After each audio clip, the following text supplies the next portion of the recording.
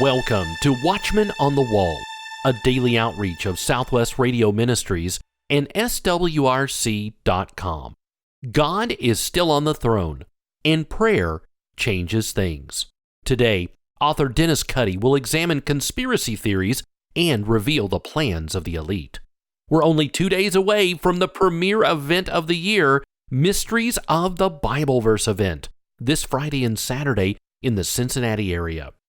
The lineup of speakers include Derek Gilbert, Rudy Landa, Michael Hoggard, Micah Van Huss, and many others. For a complete listing of speakers and topics and a link to special hotel rates, visit the events page of our website, swrc.com. Giants, dragons, UFOs, demons, secret societies, topics that your Sunday school teacher didn't talk about. They'll all be covered at the Ministries of the Bible Verse event this Friday and Saturday. Registration is open and a few VIP packages are still available. Visit the events page of our website, swrc.com, and register today.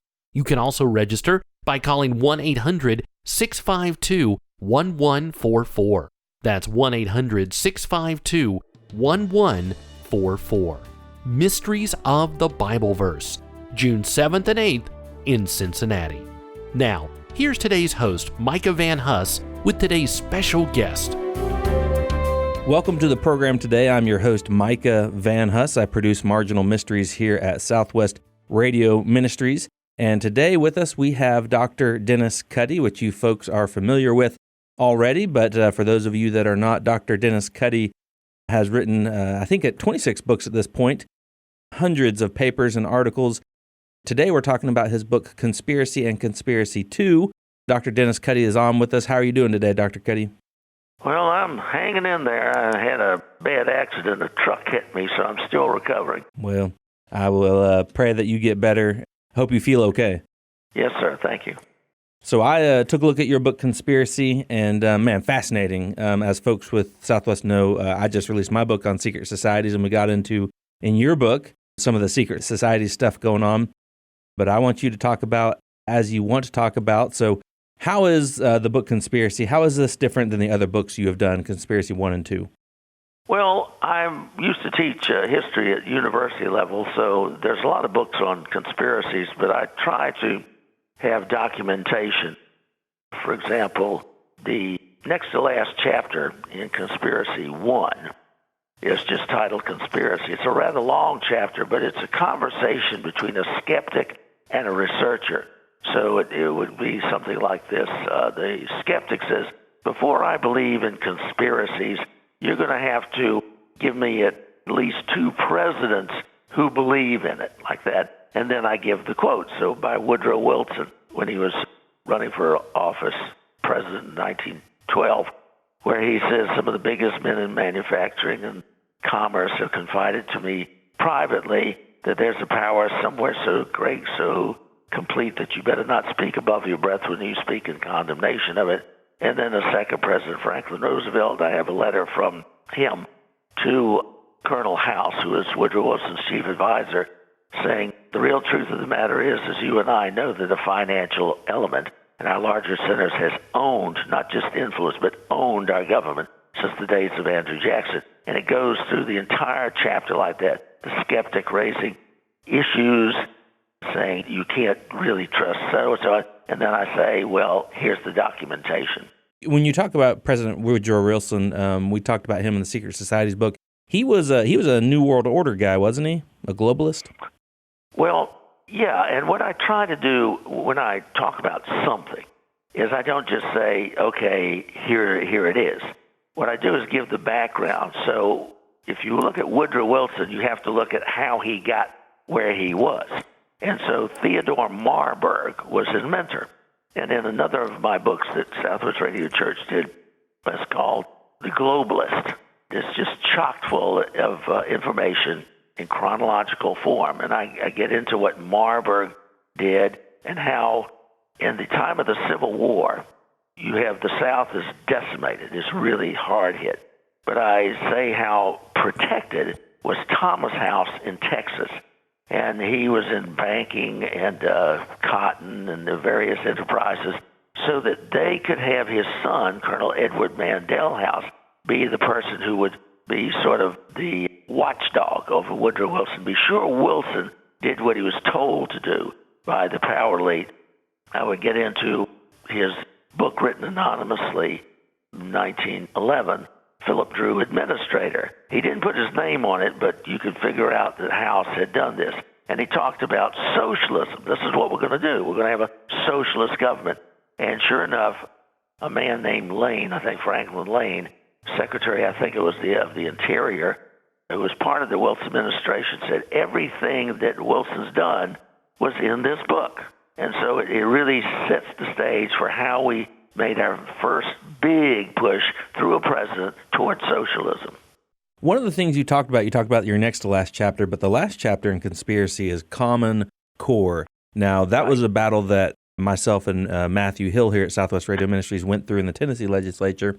It was 2014 we repealed Common Core, and that was an awesome fight. So tell us about your chapter, Common Core. I'm interested. Common Core was developed first here where I am. I'm in North Carolina. I hate to admit it, but most of the evil things that have come about here started here. And there's a particular governor who's behind it, but this governor, his name was Jim Hunt, and I put his name in the book, and the Hunt Institute developed Common Core around 2007. He is infamous because he's typical of how the power elite works. He's very powerful, but it's not he. He is mentored by this fellow named Burt Bennett, and your listeners have never heard of Burt Bennett because he's one of the power elite that stays behind the scenes. Hubert Humphrey was coming through here in 1968 campaigning for the presidency, and a reporter said, "Mr. Vice President, do you know Burt Bennett?" And Hubert looked at the reporter and said, quote, "Burt Bennett is the Lord God Almighty of politics." Mm-hmm. Not Lyndon Johnson, who was president when Hubert Humphrey was vice president, but this guy, Burt Bennett. And most people have no clue who Burt Bennett is. Well, he's the Royal Dutch Shell representative. And I would advise your listeners to look at one of my articles. It's a two-parter called The House of Orange, which is the Dutch, the Netherlands. The Dutch is a small country, but years ago and even today is very, very powerful. Prince Bernhard formed the Bilderbergers and so forth from his position there. And he, I suspect, although they deny it, as part of the secret Nazi plan, and I'll just briefly mention that secret Nazi plan. After Pearl Harbor, Hitler was a nothing. The only thing he did was he was taken under wing by the Thule Society and taught how to mesmerize large groups of people. He wasn't a genius or anything. In fact, most of the German general staff hated him. They kept calling this little Austrian corporal because he was making plans, and they thought they were. In fact, they tried to kill him more than once. After Pearl Harbor, the real brains behind the Nazis, who were Martin Bormann, the party chief, Nazi party chief, and Heinrich Himmler, head of the SS, developed a secret plan. And we can go into it later, but it's coming to fulfillment today. It's evil, but it's an ingenious plan. You're getting a little bit into your book, The Secret Nazi Plan, which we do have here available at Southwest Radio Ministries. On the Common Core front, actually, before we move into that, let's get a little bit more into the Secret Nazi Plan you were about to say. Okay, well, after World War II, there were two parts. The first part of the plan was 200 to 300,000 second and third level Nazis went underground. It was called the Underground Reich. They took off the uniforms, no swastikas, no goose stepping, just, here I am, a shopkeeper and so forth, to form the basis within Germany for managing and implementing the secret Nazi plan. But the second part was the most important, because what had happened is the Nazis during the 30s had stolen a lot of gold from everybody under the sun. And they really controlled the Bank for International Settlements, which is around today and is the central bank of all the world's central banks. Our Federal Reserve, the Bundesbank, Bank of Japan are all part of this entity. And it's located in Basel, Switzerland. And what happens was they wanted the people to trust them, so they made Thomas McKittrick an American president of the bank. But the Nazis really controlled it. They could launder their money, gold, and so forth, and shift it around the world. So with all this money, what they did was they would send in these SS guys to two successive countries, like to Switzerland and then France, to Spain and then Argentina, so you couldn't backtrack them. A guy would say, "Oh, I'm Swiss." He's really Nazi, but he'd say, "I'm Swiss." And they would infiltrate banking, the press, elements of commerce, everything under the sun that was important in a society. So let's say a guy who was a Nazi, and he went to Marseille, France. He said, "Well, I'm Swiss." And he looked for an older gentleman, let's say head of the Bank of Marseille, who had a young unmarried daughter. And with all this money, he'd schmooze her, and marry her, and so forth, so that when her father retired, he would gain control of the Bank of Marseille, something like that. They would do this in many, many elements, so they could control the processes through which commerce was gained. This is an economic plan. They moved from a military plan, which they lost on purpose. They took their best people out of the military effort and put them in the secret plan. You can only imagine what would have happened if they kept their best people in the effort, the military effort. But what would happen is they would go to Egypt. The Nazi would look Egyptian. He'd speak Arabic, or he would go to Iran and speak Farsi, and they'd look around for a willing person who agreed with them politically and their ideals. In fact, I put some pictures in the book. Book's only 160 pages of Hamas and Hezbollah. They're around today giving the Nazi salute. They're still, active in this whole process. So they would go to these countries and they look for a willing person. They say, "Do you want to be filthy rich?" And the guy will say, yeah, I want to be okay. They would say, "Okay, we're going to buy this company or get 51% control through patents and copyrights and trademarks. And you'll be the face of the company. We'll call the shots from behind the scenes." And within just a couple of years, by the end of the war, 1945, Martin Bormann had control of 750 corporations around the world already. And they figured in 2 generations, like now, they would put it all together. And they have. And this latest brouhaha that's going on with Hamas and so forth, I think it was October 6th or whatever, is part of that. And I also wrote an article about that, too, that you can look up on the Internet. And News with Views is where my articles generally appear. That is a fascinating point on the Nazis infiltrating other nations. And, of course, with Operation Paperclip, we brought a bunch of Nazi scientists to the United States. How did the Reich influence the United States? Well, in many ways, it has an index, and I think I got about 8 or 9 of these operations. There's Operation Paperclip, Operation Mockingbird, Operation Bloodstone. They have various operations which deal with certain elements. One operation would bring scientists. For example, Bell Aeronautics was headed by a Nazi, Werner von Braun, who headed our NASA program. He was an SS member. So a lot of these Nazis had been in very important positions in American industry right after the war and into the 60s. They would be amenable to the various presidents that we had because they were useful. Henry Kissinger, for example, he was stationed in private at Oberammergau, and that was his job. He would select which Nazis we were going to use and which we weren't going to use later on. So the Nazis continued to operate. There's one who was head of the West German intelligence, and he came here, Reinhard Gehlen, general. He was head of the program of the Nazis on the Eastern Front, meaning Russia. That was his job during the war. He was made an American military official even before the war ended. He and some of his buddies over here were commissioned, and then we sent him back to be head of West German intelligence. And it's very detailed. So, for example, part of the secret Nazi plan was to infiltrate the Protestant evangelical movement, and toward the end of his life, that's what he became, a Protestant evangelical minister. Shows you how really detailed this operation was. And Klaus Barbie influenced the U.S. So we have a drug problem today. Well, that was Klaus Barbie's job. He went down to South America and developed the line of production of drugs that would come up through Colombia and into Miami and then into the U.S. Now the drugs are coming a lot onto the West Coast and from China and all this stuff. But initially, it came from South America, the drug situation, and it greatly influenced the U.S.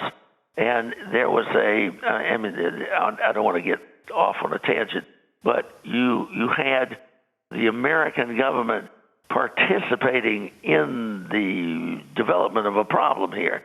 So, for example, Eli Lilly was asked by the CIA to make the first batch of LSD, which they gave to Timothy Leary, which he managed to disperse throughout the colleges.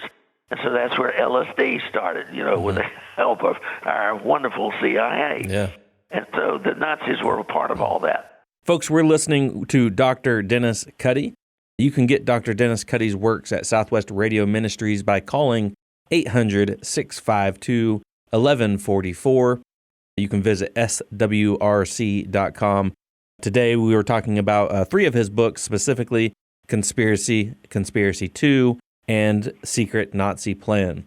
Dr. Cuddy, before we get out of the Nazi plan, there's a bit of evidence of Nazi officers being smuggled out of Germany by the Catholic Church after World War II, and a number of them ending up in South America.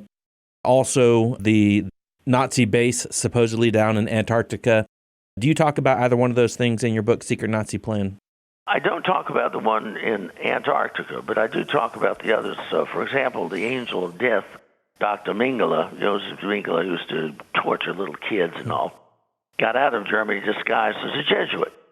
I want to qualify this Vatican help and all, because some of this Vatican, there were Catholics, priests, and so forth, and clergy who were sympathetic to the Nazis.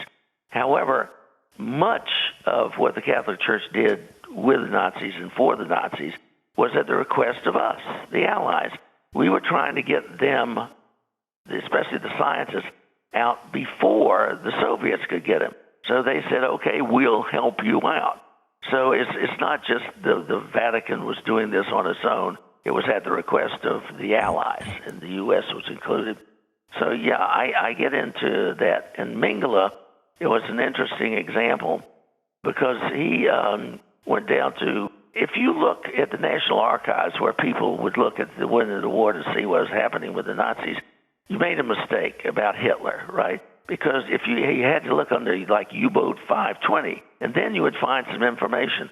Like Hitler did not die. Everybody says, oh, yeah, he was killed in the bunker. And the Soviets said, yeah, we got the skull. And the only problem with that we got the skull bit was around 2007, this northeastern U.S., I forget whether it was Vermont or whatever. I think his name was Nick Bartolucci. He was a paleontologist. He went over to the Soviet Union and said, can I have just a tiny piece of that skull that you have? And they said, sure, why not? So they gave him a tiny piece of skull, and he came back. And by then, 2007, you had DNA. And so through DNA evidence, he found that skull that was supposedly Hitler was really a woman in her 30s. And at the end of World War II, Hitler was 56. Yeah. So Hitler did not die. And the same thing with Bormann. Bormann did not die. So we've been fed a lot of falsehoods on these, what happened to the Nazis. Is it Argentina where they supposedly went? Is that the right country?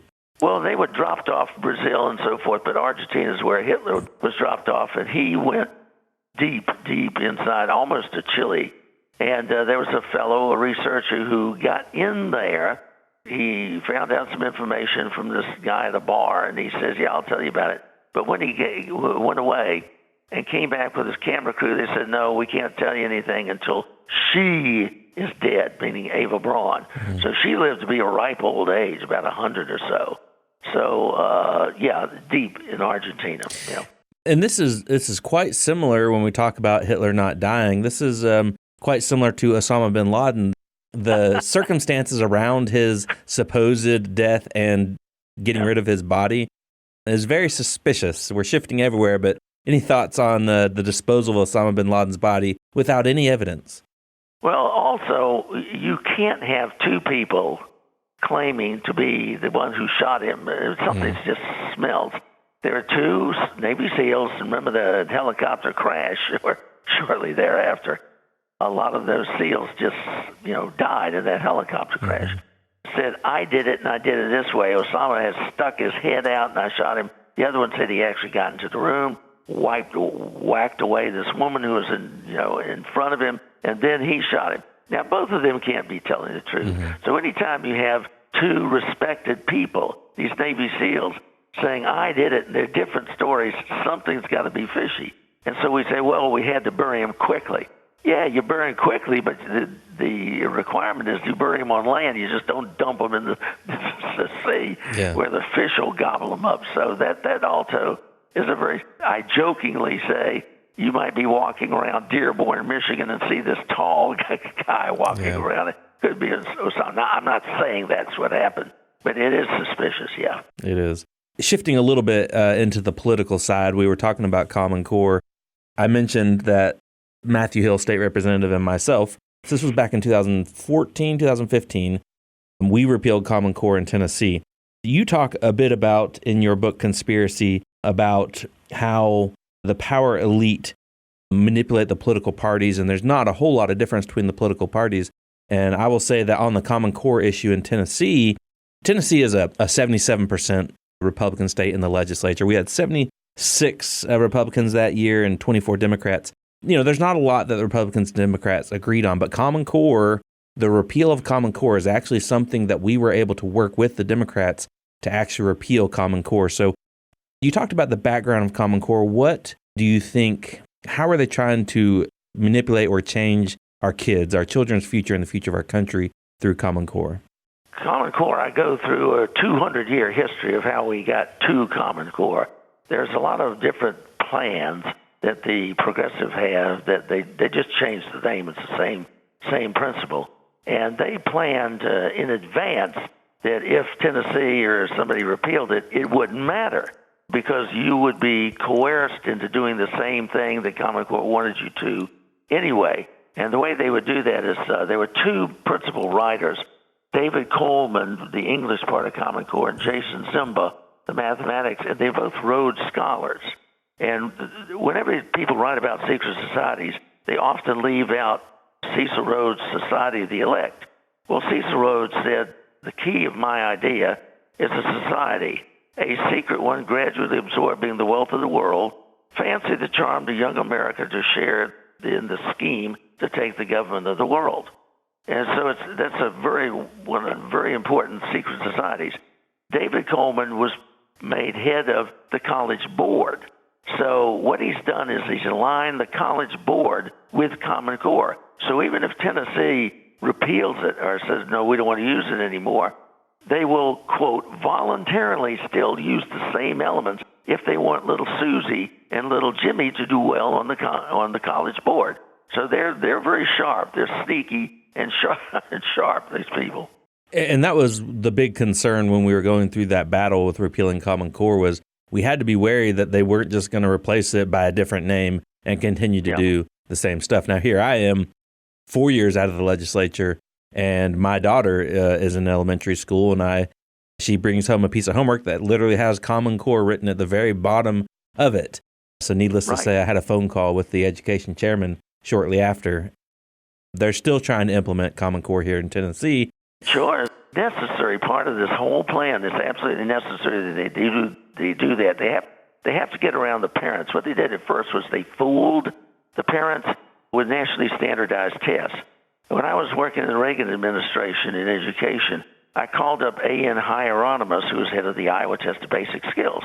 And I said, how come parents say their kids just aren't getting educated, but they seem to be scoring well on these nationally standardized tests? And he was quite honest about it. He said, we re-norm them every 4 years or so. So my name's Dennis. So let's say little Dennis comes home one day, and he's very sad, and he says to his mama, Mama, I'm below average. Because let's say there's a test of 100 questions, and the average is 50 right, and I get 49 right. So I'm very depressed, and Mother's very depressed. 4 years later, they re-norm the test, and the new average is, the midpoint, is 47, and I get 48 right. Now, see, I got 48 right before I got 49. So now I'm dumber, but I'm happy because I'm above average. So the parents are just rolling along, thinking everything's fine, and the kids are getting dumber and dumber. Folks, you've been listening to Dr. Dennis Cuddy, and you can get his works. We've been talking about Conspiracy 1 and Conspiracy 2 and his book, Secret Nazi Plan. You can get those at Southwest Radio Ministries by calling 800-652-1144, or you can go online at swrc.com. Dr. Cuddy, we've given the Southwest website. How can folks get a hold of you and your works? Well, my works, beside the books of Southwest Radio Church, generally appear on a website called News with Views.